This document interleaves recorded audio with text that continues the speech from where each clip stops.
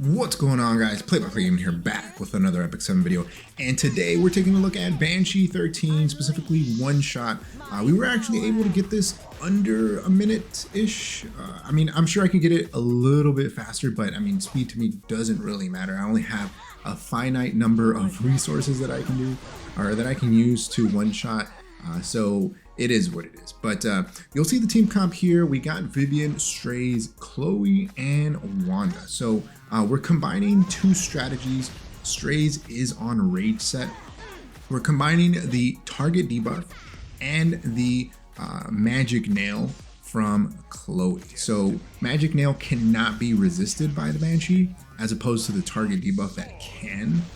So we're ensuring that we're getting that one-shot kill in, and proccing the Rage set from Strays every single time. So that's kind of the reason why we brought in Wanda as well.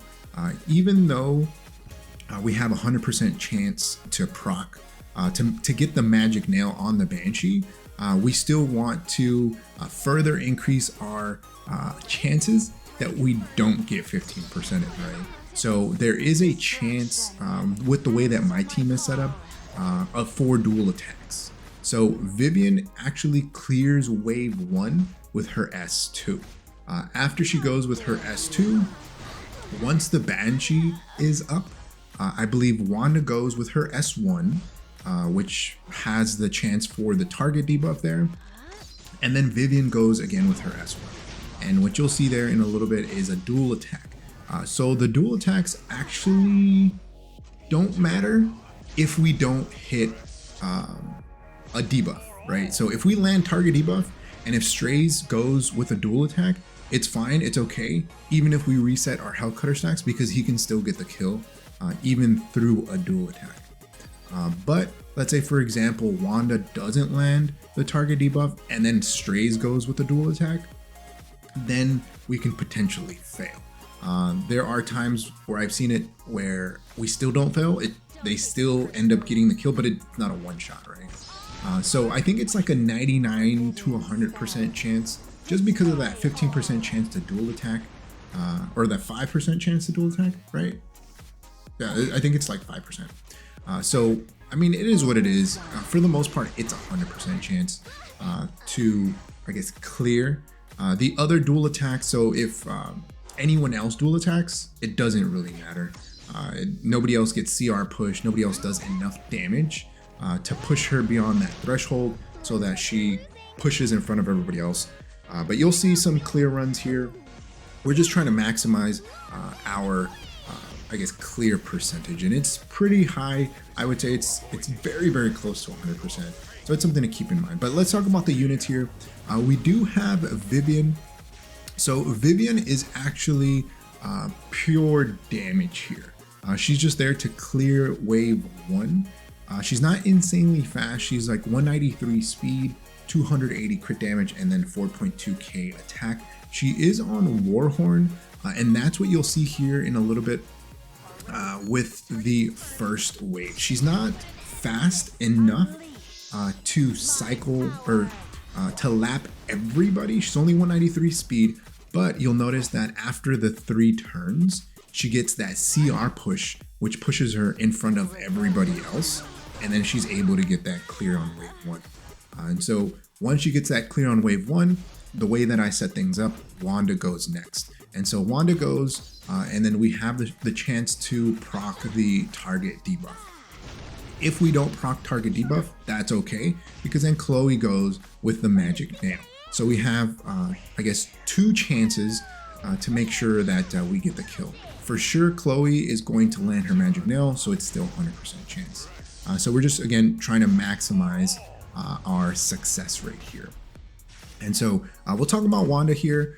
So Wanda is, I believe, 216 speed. She is the fastest on the team.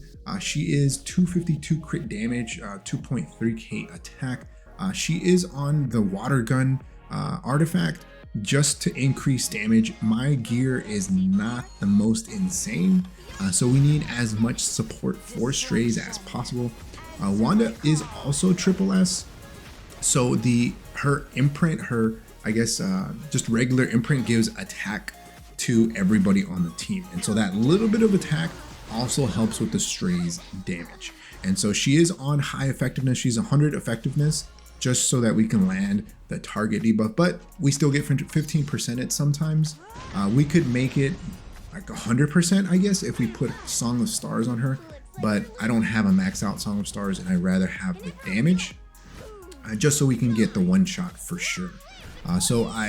Wanda is one of my favorite units. I don't get to use her much, so at least we'll be able to get friendship level 10 with her here, doing one shot. So that's actually pretty nice. Chloe is just there for nothing else but the magic nail. So her stats don't really matter except for the speed tuning. She is, I think, like 138 speed, and ideally you want her to go before Strays, right? A little bit before Strays, and then a little bit after all of your other units, just so that she doesn't put the magic nail ahead of it, or after Strays, right? So you want Chloe to go and then Strays to go. So she is 138 speed. You could give her some damage. She is on the Card of Small Miracles artifact that is going to increase the amount of damage that we do as a whole team, right? So all of these artifacts are giving us a little bit more damage for our guy Strays. And so speaking about Strays, he is on a rage set. So his rage set is not the best out there. I tried farming for rage set, I crafted for rage set, and I got nothing. So I'm sure that you could get way better stats, but the best that I could do was 119 speed. So ideally, if you're running him on Hell Cutter, you want him as slow as possible. He is 119 speed for me, 85 crit, 308 crit damage. Ideally, this would be 320 to 350 crit damage, just so that I can even potentially 3-man or remove some artifacts, things like that.